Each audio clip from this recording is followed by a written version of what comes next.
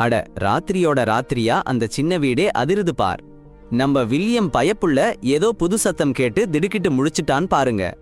ஜன்னல் வழியா எட்டி பார்த்தா ஆகா, வானமே தீப்பிடிச்சு எரியுது.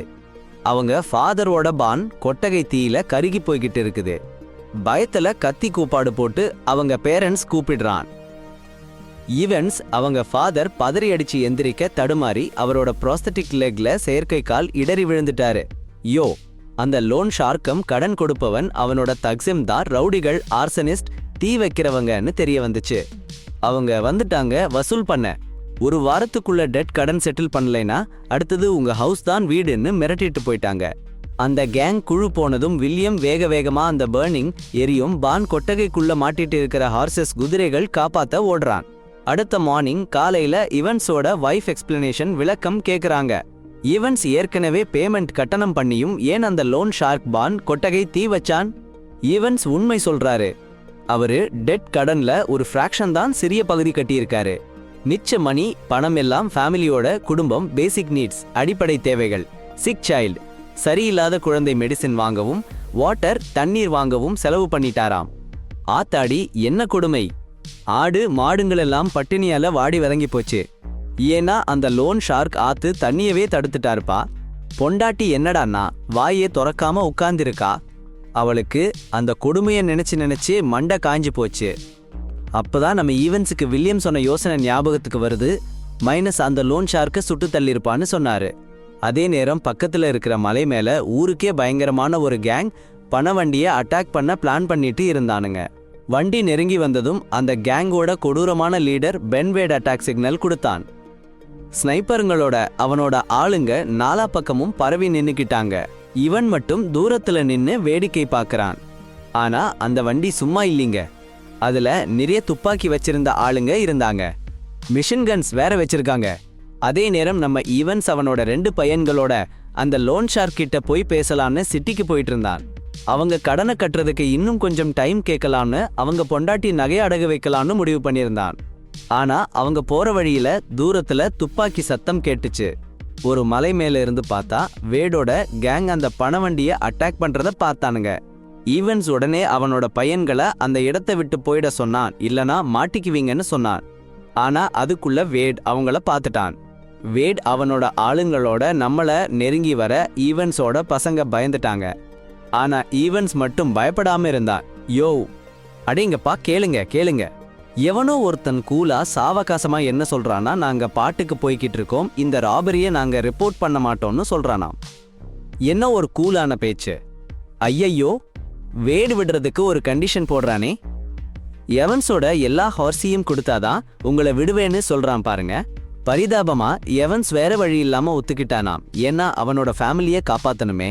ஆனா அவனுக்கு என்ன தெரியும், இந்த டேஞ்சரஸ் கேம் இப்பதான் ஆரம்பமாகுதுன்னு. ஐயோ, 310 டு யூமா வேறையா அடப்பாவீங்களா? கொஞ்ச நேரம் கழிச்சு WDE கேங் பக்கத்து டவுன் போறாங்களாம்.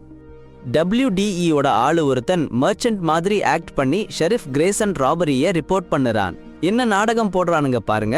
அடேங்கப்பா, கோச் 1 கேனியன்ல 10 மைல்ஸ் தூரத்துல ராபரி ஆகி இருக்குதாம். கடவுளே!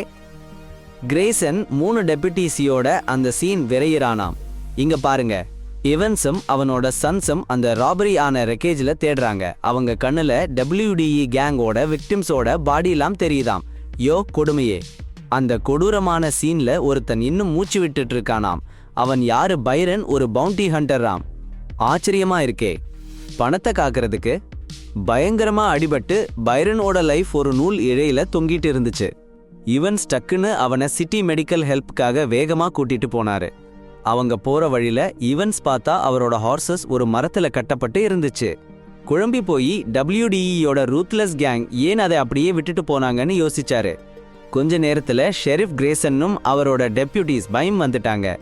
ஈவன்ஸ் ராபரியை ரிப்போர்ட் பண்ணி வேடோட கேங் டவுன் போயிட்டாங்கன்னு சொன்னாரு. ஈவன்ஸ் சொன்னதை வச்சு கிரேசன் டக்குன்னு புரிஞ்சுது, அந்த இன்ஃபார்மன்ட் WDE ஆளுங்களா தான் இருக்கணும்னு. உடனே டெப்யூட்டிஸிய டவுன் திரும்பி போய் ட்ரெய்டர் அரெஸ்ட் பண்ண சொன்னாரு. எல்லாம் சரியாயிடுச்சுன்னு நினைச்ச ஈவன்ஸ் அவரோட சன்ஸ் வீட்டுக்கு போக சொன்னாரு. ஆனா வில்லியம்ஸ் எதிர்த்தும் இவன்ஸ் தனியா ஜர்னியை கண்டினியூ பண்ணாரு. இவன்ஸ் சிட்டி போனதும் லோன் ஷார்க் கூட நெகோஷியேட் பண்ண ட்ரை பண்ணாரு. ஆனா அந்த லோன் ஷார்க் அசால்ட்டா கண்டுக்காம போயிட்டான். எவன்ஸ் அவரோட வைஃபோட கோல்ட் நெக்லஸ் கொலாட்ரலா கொடுத்தும் அவன் அதை வொர்த்லெஸ் ட்ரிங்கெட்னு சொல்லி ஒதுக்கிட்டு பார்க்குள்ள போயிட்டான். அந்த இன்சல்ட் அவரோட மனசை உருக்கிடுச்சு. ஃப்ரஸ்ட்ரேஷன்ல ஹார்ட் வெயிட்டாக எவன்ஸ் அவரோட ரைஃபிள் ஹார்ஸ்ல இருந்து எடுத்தாரு. பார்க்குள்ள எவன்ஸ் லோன் ஷார்க் இல்ல, ஆனா வேட் இருந்தாரு. வேட், ஆஹா அடேப்பா என்ன சொல்ல வர்றாங்கன்னு கேளுங்க.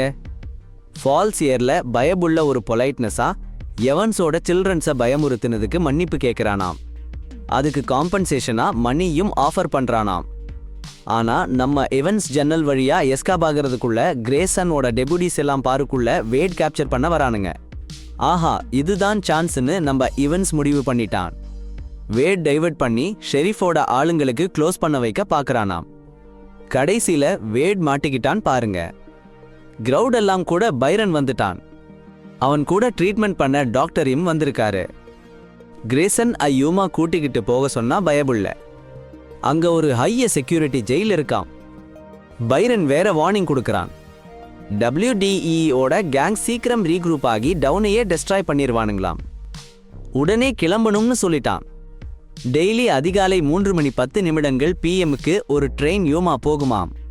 கிரேசன் வேட் ஸ்டேஷனுக்கு கூட்டிட்டு போனா போதும்னு சொல்லிட்டான். அடப்பாவி, நம்ம எவன்ஸ் ஒரு சான்ஸ் கிடைச்சிருக்கு. மணி சம்பாதிக்க ஒருடியாவ போட்டான் பாருங்க. ஸ்டேஷனுக்கு ஷார்ட்கட்ல கூட்டிட்டு போக $200 கேக்குறான். நீ நார்த்துக்கு சப்போர்ட் பண்றியா இல்ல சவுத்துக்கு சப்போர்ட் பண்றியா? நார்த் கிரேசன் வேற வழி இல்ல, ட்ரிப் நெசசரி. லாங் கூட ஆளுங்க பத்தலன்னு சொல்லிட்டாரு. ஆமாம்ல. எவன்ஸ் கூட டக்கர் வேற. யாரு அந்த லோன் ஷார்க் ஆளு? அப்புறம் நம்ம டாக்டர் பாட்டர் வேற. வைரனுக்கு ட்ரீட்மெண்ட் பார்த்தாரே அவரு. எஸ்கார்ட் கொடுத்து ஹெல்ப் பண்ணவா? எல்லாரும் ரெடி? எவன்ஸ், பைரன், டக்கர், பாட்டர், கிரேசன் அவரோட 3 டெபுட்டிஸ் வேற கிளம்பிட்டாங்க. ஆனா வண்டியில ஏற போகும்போது WDE கேங் அட்டாக் பண்ணிட்டானுங்க. கிரேசன் ஆளுங்க 3 பேரை போட்டு தள்ளிட்டானுங்க. யோ, உடனே ஒரு பிளான் போட்டு அட்டாக்கர்ஸ் கிட்ட இருந்து எஸ்கேப் ஆகி எவன்ஸ் வீட்டுக்கு போகணும். அப்படியே ஒரு ட்விஸ்ட். WDE கேங்குக்கு கிரேசன் வண்டியை பார்த்ததும் உள்ள வேட் தான் இருக்கான்னு நினைச்சிட்டாங்க. மாட்டிட்டானுங்க. கிரேசனும் மற்றவங்களும் எவன்ஸ் வீட்டுக்கு பத்திரமா போயிட்டானுங்க. அவ்வளோதான் தப்பிச்சாங்க. சாயங்காலம் டின்னர் சாப்பிடும்போது வேட் எவன்ஸ் கிட்ட எப்படி உங்க லெக் போச்சுன்னு கேட்டான். எவன்ஸோட சின்ன பையன் என்ன சொன்னான் தெரியுமா? நம்ம அப்பா கவர்மெண்ட் செக்யூரிட்டி ஃபோர்ஸ்ல இருக்கும்போது இந்தியன் ட்ரைபை எதிர்த்து பயங்கரமா சண்டை போட்டாரு. அப்போதான் கால் போச்சுன்னு சொன்னான். செம சீன். டின்னர் முடிச்சிட்டு கிளம்ப ரெடி ஆகும்போது வில்லியம் என்ன சொன்னான் தெரியுமா? நானும் வரேன்னு கேட்டான். எவன்ஸ் முடியாதுன்னு சொல்லிட்டான். நீ இங்கேயே இரு, உங்க அம்மாவையும் சின்ன தம்பியையும் பார்த்துக்கோன்னு சொல்லிட்டான். கோபத்திலையும் ஏமாற்றத்திலையும் வில்லியம் அப்படியே போயிட்டான். பாவம்ல. ரூம்ல மூஞ்சிய தூக்கி வச்சுட்டு உட்கார்ந்துருக்காங்களா? அப்புறம் என்னங்க, ஜேர்னி தொடர்ந்து போய்கிட்டே இருக்குது. ஆனா கொஞ்ச நேரம் கழிச்சு டக்குன்னு நிக்கிறாங்க. நின்னதும் என்ன நடக்குதுன்னா, நம்ம டக்கர் பாட்டு சத்தம் பயங்கரமா தொணன்னு எரிச்சலூட்டுற மாதிரி வேட் காதுல விழுவுது. டக்கர் சும்மா விடுற மாதிரி இல்லைங்க. வேடிய வம்பிழுத்து அந்த பாட்டை கேட்டுதான் ஆகணும்னு சொல்றான். தூக்குல போடுறதுக்கு முன்னாடி கூட நீ இதை கேட்கணுமடா. வேட் மனசுக்குள்ள கொதிச்சு போயிட்டான். ஆனா வெளியே காட்டிக்காம அமைதியா இருக்கான். ஆனா கோவம் மட்டும் அப்படியே நெருப்பா உள்ளுக்குள்ள எரியுது. நள்ளிரவுல எல்லாரும் வலி தாங்காம கத்துற சத்தம் கேட்டு திடுக்கிட்டு எந்திரிக்கிறாங்க. வேட் என்ன பண்ணிட்டான்னு பாருங்க. எவன்ஸோட ஜாமான்குள்ள இருந்து ஒரு ஃபோர்க் திருட்டுத்தனமா எடுத்து டக்கர் குத்திட்டான். மனுஷன் ரத்தம் சொட்ட சொட்ட அப்படியே போயிட்டான். பைரன் கோபத்துல வேட் அடிக்க போறான். ஆனா வேட் கூலா பெருமையா சொல்றான். அவன் தொணன்னு பாட்டு பாடி என் மண்டைய காய வச்சுட்டான். அதான் கொன்னுட்டேன். மறுநாள் கிரேசன் சுத்தி முத்தி பார்த்துட்டு இருக்கும்போது வேடோட கேங் நம்மளை நோக்கி வந்துட்டு இருக்கிறத பார்த்துட்டாரு. அப்போ எவன்ஸ் ஒரடியா சொல்றான், ஸ்டேஷன் போறதுக்கு ஒரு ஷார்ட்கட் இருக்கு, ஆனா அது ரொம்ப டேஞ்சரஸ். ஏன்னா யூரோப் காரங்களை வெறுக்கிற ஒரு இந்தியன் ட்ரைப் இருக்கிற ஏரியா வழியா போகணும். கிரேசன் குழம்பி போயிட்டாரு. வழக்கமான ரோட்ல போனா கேங் வந்துருவாங்க, ஆனா ஷார்ட்கட்ல போனா உயிரே போறதுக்கு வாய்ப்பு இருக்கு. எல்லாத்தையும் யோசிச்சு பார்த்துட்டு கிரேசன் அந்த சான்ஸ்னு ஒரு விஷயம். வேடும் பைரனும் பயணிக்கையில ஒருத்தருக்கொருத்தர் நல்லா தெரிஞ்சுக்க ஆரம்பிச்சாங்க. பைரன் ஒரு காலத்துல வேட ஒரு பவுண்டி ஹண்டரா வேட்டையாடி இருக்காரு. அடேங்கப்பா. வேடு பைரனோட கடந்த காலத்தை கிண்டல் பண்ணி பேச பைரன் பதிலுக்கு WDEவோட கஷ்டமான சைல்டுஹுட் பத்தி பேசினாரு. அதாவது 8 வயசுல அவங்க பேரண்ட்ஸ் அவனை கைவிட்டுட்டாங்களாம். ஆத்திரத்துல வெறியான வேடு பைரனை அட்டாக் பண்ணி அவனோட வெப்பனை புடுங்கிட்டாரு. குரூப் அப்படியே உறைஞ்சு போச்சு. எல்லாரும் பயத்துல நடுங்கிட்டாங்க. ஏன்னா வேடு பைரனை ஒரு பள்ளத்தாக்குல தள்ளி விட்டு நின்னுகிட்டு இருந்தான் பாருங்க. அடுத்து எவன்ஸ் கிரேசன் வாட்டர் மேல திரும்பி இங்கிருந்து போயிருங்க, இல்லனா உங்களையும் கொன்னுடுவேன்னு மிரட்டினான். திடீர்னு வில்லியம் எங்கிருந்தோ வந்து தன்னோட பிஸ்டலை வேட நோக்கி காட்டினான்.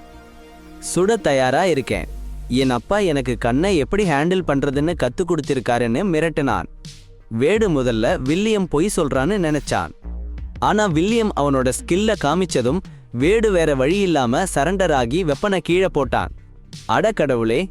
அந்த ராத்திரி அவங்க ரெஸ்ட் எடுக்கும்போது வேடு எவன்ஸை கூப்பிட்டு கொஞ்சம் ரிலீவ் ஆகிட்டு வரலான்னு கூட்டிட்டு போனாரு. ஆனா அவங்க நடந்து போகும்போது இந்தியன்ஸ் கிட்ட இருந்து அம்புஷியோ என்ன நடக்க போகுதோ, அடேங்கப்பா, ட்ரைப் பிடிச்சி எவன்ஸ் ஆஃப் பண்ணிட்டாங்களா? கார்னர் பண்ணி வச்சு செஞ்சிட்டாங்க போல. உடனே கிரேசன், பாட்டர், வில்லியம் எல்லாரும் வந்து ஹெல்ப் பண்ணலான்னு பார்த்தா ட்ரைப் செம பவர் உள்ள ஆளுங்களா இருக்காங்களே. வேற வழியே இல்லாம எவன்ஸ் ஒரு அதிரடி முடிவு எடுக்கிறாரு. என்னன்னா கிரேசன் கிட்ட டேய் வேட் வெப்பன் கொடுடான்னு சொல்றாரு. வேட் அட்டாக் பண்றவங்கள சமாளிப்பான்னு எவன்ஸ் நம்புறாரு. கிரேசன் தயங்கினாலும் எவன்ஸ் சொன்னதை கேட்டு வெப்பன் வேட் கிட்ட கொடுக்கறாரு. ஆனா அதுக்கப்புறம் நடந்ததை கேளுங்க. சண்டை முடிஞ்சதும் வெப்பன் வச்சுக்கிட்டு வேடு எவன்ஸை மிரட்டுறாரு. என் ஹேண்ட்கப்ஸ்க்கான கீயை கொடு, இல்லைன்னா வில்லியம் உட்பட எல்லாத்தையும் போட்டு தள்ளிடுவேன்னு சொல்றாரு. எவன்ஸ் அசரவே இல்ல. ஒரு போல்டு மூவ்ல கீயை தூக்கி எறிஞ்சிட்டாரு பாருங்க. வேட் கோபத்துல எவன்ஸ் அடிச்சு அன்கான்ஷியஸ் ஆக்கிட்டு எல்லா ஹார்சஸையும் எடுத்துட்டு எஸ்கேப் ஆயிட்டான். மறுநாள் காலையில வேட் ஒரு டனல் போறான். அங்க ரயில்வே ஒர்க் நடந்துட்டு இருக்கு. ஃபோர்மேன் தூரத்துல இருந்தே வேடியை கண்டுபிடிச்சிட்டு தன் ஆளுங்களை வச்சு வேடியை பிடிக்க சொல்றாரு. கொஞ்ச நேரம் கழிச்சு கிரேசன், வில்லியம், எவன்ஸ், பாட்டர் எல்லாரும் அந்த டனல் வர்றாங்க. அங்க வேடியை கொடூரமா டார்ச்சர் பண்ணிட்டு இருக்காங்க. அடப்பாவீங்களா? கிரேசன் வேடியை ரிலீஸ் பண்ண சொல்றான். ஆனா ஃபோர்மேன் முடியாதுன்னு சொல்றாரு. ஏன்னா வேட் சில வாரத்துக்கு முன்னாடி ஃபோர்மேனோட தம்பியை கொன்னுட்டான். அதனால இப்ப வேட் சிறவாரிய டார்ச்சர் பண்ணி சாகடிக்க போறதா சொல்றாரு. பாட்டர் கடமைக்கும் மனசாட்சிக்கும் நடுவுல தவிக்கிறாரு. வேட் தண்டனைக்குரியவன் தான். ஆனா டாக்டர் ஆச்சே அவரை டார்ச்சர் பண்ணி சாகடிக்கிறது சரியில்லையேன்னு நினைக்கிறாரு. ஆஹா, செம ட்விஸ்டா இருக்குல்ல. கொடூரமான கிரிமினல்ஸா இருந்தாலும் கூட யாரையும் காப்பாத்தணும்னு சபதம் எடுத்திருந்தாங்க. வேட் இவ்ளோ கஷ்டப்படுறத பார்க்க முடியாம பாட்டர் உள்ள வந்து சண்டை போடலாம்னு முடிவு பண்ணிட்டாரு. ஈவன்ஸ் மத்தவங்களும் பின்னாடியே போனாங்க. பயங்கரமான சண்டைக்கு அப்புறம் வேட அவங்க காப்பாத்திட்டாங்க. ஆனா அந்த கலைபரத்துல பாட்டரை பின்னாடி இருந்து சுட்டுட்டாங்க. ஈவன்ஸ் கிரேசன் அப்படியே நொடிஞ்சு போயிட்டாங்க. ஒரு கிரிமினலை காப்பாத்த போய் எவ்வளோ உயிரை இழந்துட்டோம்னு நினைச்சு ரொம்ப வருத்தப்பட்டாங்க. ஆனாலும் அவங்க பண்ண தியாகம் வீண் போகல. வேட் ஐயுமா பிரிசன் அனுப்புற ட்ரெயின் ஸ்டேஷனுக்கு கடைசியா வந்துட்டாங்க. ஸ்டேஷன்ல எவன்ஸ் கிட்ட யூமாவுக்கு போற ட்ரெயின் கொஞ்ச நேரம் கழிச்சு தான் வரும்னு சொல்லிட்டாங்க. கிரேசன்னா லோக்கல் ஷெரீஃப் கிட்ட இருந்து ஹெல்ப் கேட்டு வேட எஸ்கார்ட் பண்ண சொன்னாரு. வில்லியம் வேடோட கேங் ஸ்டேஷனுக்கு பக்கத்துல இருக்காங்களான்னு பார்க்க சொன்னாரு. பட்டர்ஃபீல்ட் மோட்டல்ல வேட ஒளிச்சு வைக்கிறேன்னு எவன் சொல்லிட்டாரு. ரொம்ப நேரம் கழிச்சு கிரேசன், ஷெரீஃப் அப்புறம் 2 டெப்யூட்டி வந்தாங்க. கேங் வர்றதுக்குள்ள வேட் ட்ரெயின்ல ஏத்த ஒரு பிளான போட்டாங்க. ஆனா அவங்க டிஸ்கஸ் பண்ணிட்டு இருக்கும்போது வேடோட கேங் வர்றத வில்லியம் கண்டுபிடிச்சிட்டான். வெளியில அந்த மோட்டல் ஓனர் முன்னாடி WDE கேங்ல இருந்தவனாம் சீக்ரெட்டா. அடப்பாவமே, டேய் WDEவோட லொகேஷனை கேங் டிப் ஆஃப் பண்ணிட்டானுங்க. உள்ள பாஸ் இருக்கான்னு தெரிஞ்சதும் வேடோட ஆளுங்க லோக்கல்ஸ் எல்லாம் கூட்டி ஒரு பவுண்டி வச்சாங்க. WDE பிடிச்சவங்கள கொன்னா $200 தர்றதா சொன்னாங்க. 200 கேஷா கொடுத்துருவாங்க. ஆனா நீங்க முதல்ல அவங்கள சுடணும். அடேங்கப்பா, ரிவார்ட் இவ்ளோ டெம்டிங் ஆயிருக்கே. எல்லாரும் அவங்கவங்க ரைபிள்ஸை பிடிச்சாங்க. மோட்டலுக்குள்ள ஷெரீஃப் பவுண்டி அனௌன்ஸ்மெண்ட் கேட்டு அப்படியே ஆடி போயிட்டாரு. கிரேசன் ஒரு பெரிய ரிவார்ட் தரேன்னு சொன்னாலும் ஷெரீஃப் முடியாதுன்னு சொல்லிட்டாரு. ஏன்னா அவருக்கு அவரோட லைஃப் தான் முக்கியம். ஆனா அவரும் அவரோட டெப்யூட்டிஸ்போம் வெளியே வந்து நாங்க இதுல இல்லைன்னு சொல்ல போனப்ப WDEவோட கேங் கொஞ்சம் கூட தயவு இல்லாம அவங்கள சுட்டு கொன்னுட்டாங்க. கிரேசன் அப்படியே உறைஞ்சு போய் ஷெரீஃப் கண்ணு முன்னாடியே சாகிறத பார்த்துட்டு இருந்தாரு. WDEவோட கேங் இவ்ளோ கொடூரமா நடந்துகிட்டது அவரை ரொம்பவே பாதிச்சுது. அவங்க எவ்வளோ கருணை இல்லாம இருப்பாங்கன்னு அப்பதான் அவருக்கு புரிஞ்சுது. நடுங்கி போன கிரேசன் ரூமுக்கு திரும்பி வந்து ஈவன்ஸ் கிட்ட நாங்க சரண்டர் ஆகிடலாம்னு சொன்னாரு. வேட ட்ரெயினுக்கு சேஃபா கொண்டு போறது ரொம்ப கஷ்டம்னு அவர் ஃபீல் பண்ணாரு. ஆனா ஈவன்ஸ் கேட்கவே இல்ல.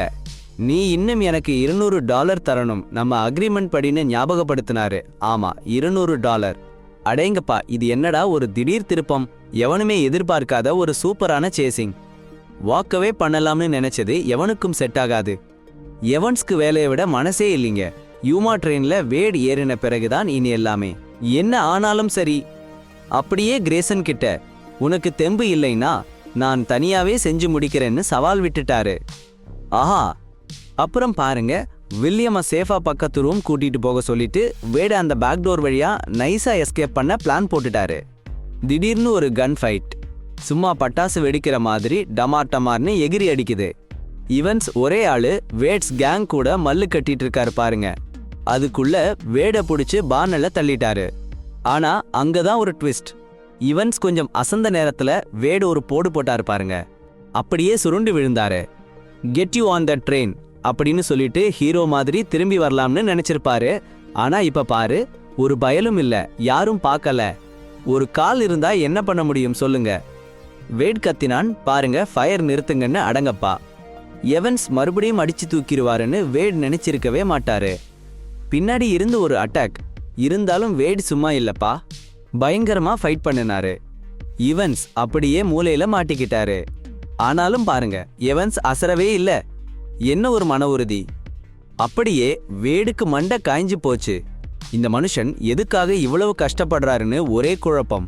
அந்த நேரத்துல தான் ஈவன்ஸ் உண்மையான காரணத்தையே சொல்லிட்டாரு. ஸ்டேஷன் அப்படியே படபடன்னு போனாரு. தன்னோட சில்ட்ரன் முன்னாடி ஒரு ஹீரோவா நிக்கணும்னு அவ்வளோ ஆசை. பல வருஷமா ஈவன்ஸ் எல்லாரும் ஒரு மாதிரியா பார்த்தாங்க.